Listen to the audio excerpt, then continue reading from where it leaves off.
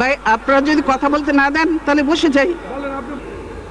আজকে এই যে যেভাবে লুটপাট করছেন, যেভাবে পাচার করছেন, টাকা লুটপাট করছেন দেখেছি, কিন্তু এখন পর্যন্ত কিছু হয়নি। ভাই আপনারা যদি কথা বলতে না দেন তাহলে বসে যাই। শুনেন, আপনারা শুনেন, সবাই শুনেন, আপনারাও তো বলবেন কাজে এই লুটপাট বন্ধ করেন। কারণ শেখ হাসিনার দালাল মন্ত্রী ও এমপিরা এভাবেই চিল্লায় সেদিন ক্ষমতাহারা খালেদা জিয়ার সাথে। এভাবেই নিরুপায় হয়ে অন্যায়ের কথা বলতেছিলেন আওয়ামী ফ্যাসিস্টদের বিরুদ্ধে। তারপর শুরু হয় গন্ডগোল। দর্শক, সেদিন সংসদের মধ্যে কি ঘটনা ঘটেছিল খালেদা জিয়ার সঙ্গে, যার একটা কথা বলার পর পুরো সংসদ, তখন যেহেতু আওয়ামী লীগ ক্ষমতাধীন ছিল, আওয়ামী লীগদের ব্যবহার, উগ্র ব্যবহার কেমনটা ছিল, যেখানে খালেদা জিয়া নিজে মাজলুমের মতো অবস্থা হয়েছিল, এতিমের মতো অবস্থা হয়েছিল, যেন তার কোনো কিছুই নেই, তার ক্ষমতা নেই। তার সঙ্গে তিনি বলেছিলেন, পাল্টা জবাবে বলেছিলেন যে আমি এখানে তাহলে কথায় বাদ দিই যদি আপনারা চান। দর্শক, আজকের ভিডিওটা খুবই গুরুত্বপূর্ণ একটি ভিডিও, না দেখলে পুরো ভিডিওটা আপনারা অনেক মিস করবেন। তো চলুন আমরা সরাসরি সেই ভিডিওটি দেখবো। হাজার হাজার কোটি কোটি মানুষ এই ভিডিওটি দেখেছিলেন, আমি অনেক খোঁজাখুঁজি করার পর আপনাদের জন্য হাজির হয়েছি। তো অবশ্যই এই ভিডিওটা পুরোটাই আপনাদেরকে দেখতে হবে। চলুন আমরা পুরো ভিডিওটি দেখতে থাকি, না টেনে সম্পূর্ণ ভিডিও দেখতে থাকুন। বিদ্যুৎ আমি দেখেছি, কিন্তু এখন পর্যন্ত কিছু হয়নি। ভাই আপনারা যদি কথা বলতে না দেন তাহলে বসে যাই। শুনেন, আপনারা শুনেন, সবাই শুনেন, আপনারাও তো সবাই বলবেন শুনেন, অসুবিধা নেই, যা বলে সবাই শুনেন, মনোযোগ দিয়ে শুনেন। এবং আপনারা যেটা সমীক্ষা দেন, সমীক্ষা তো সরকারি ইতে থাকেই, আমরাও দিতে পারি, যেগুলো মিথ্যা তথ্য দিয়ে লাভ নেই। এই নাম কি ডিজিটাল বাংলাদেশ? এই ডিজিটাল বাংলাদেশ কি মানুষ দেখতে চেয়েছে? মানুষ এখন বই বিদেশ থেকে ছাপিয়ে আনতে হয়, এটা অত্যন্ত দুঃখের, মাননীয় স্পিকার। তাই বলতে চাই, তাই মাননীয় স্পিকার বলতে চাই যে আপনার মাধ্যমে আপনি বলেছেন যে আপনারা সংসদে আসেন, আমরা সংসদে আসব।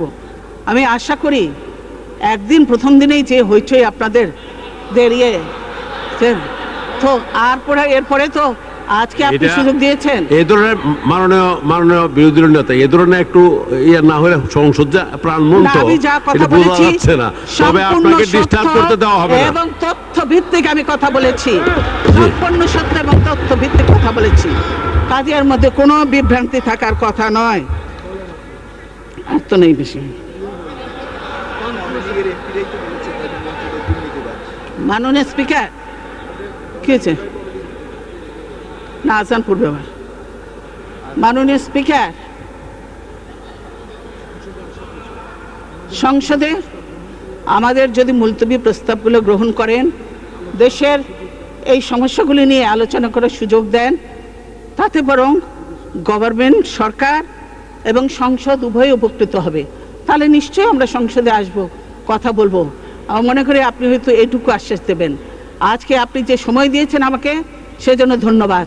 আমি এখনো বলবো যে আপনারা শুধু এখানে গলাবাজি আর বাইরে যে হাতাহাতি মারামারি না করে দেশটাকে রক্ষা করার জন্য একটু কাজ করেন, দেশটাকে রক্ষা করার জন্য কাজ করেন। কারণ আজকে এই যে যেভাবে লুটপাট করছেন, যেভাবে পাচার করছেন, টাকা লুটপাট করছেন, কাজেই এই লুটপাট বন্ধ করেন। কারণ আমি বলছি, প্রতিটি লুটপাটের কি জিনিস এটা,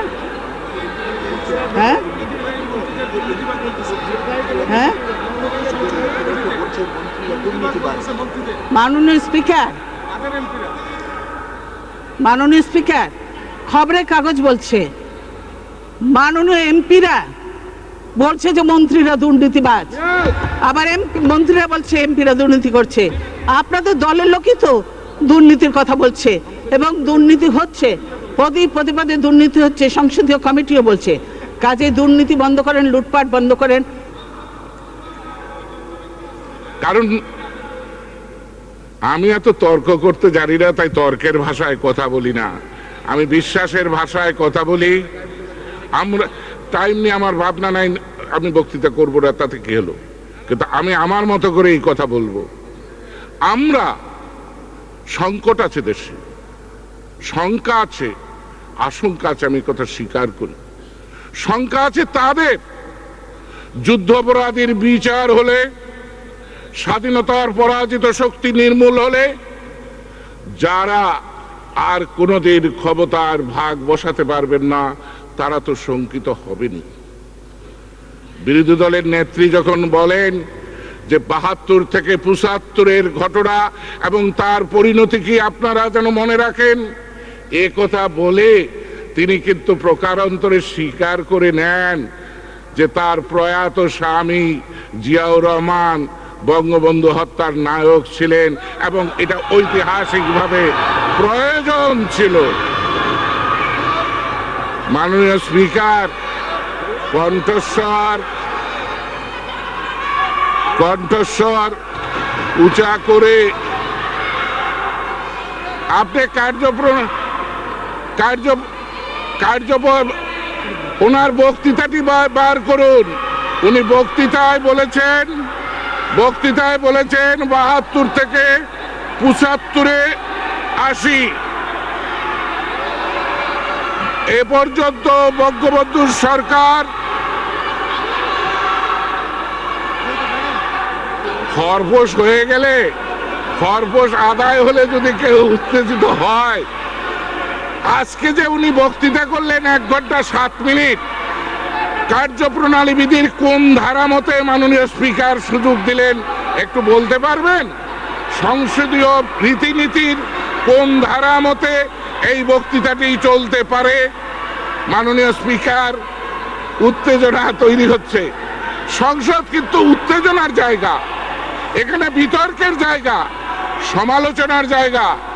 সংসদে দাঁড়িয়ে চতুর্থবার বলছি, বিতর্ক মানে বিশেষভাবে তর্ক, শুধু তর্ক নয়, সমালোচনা মানে সমমানের আলোচনা।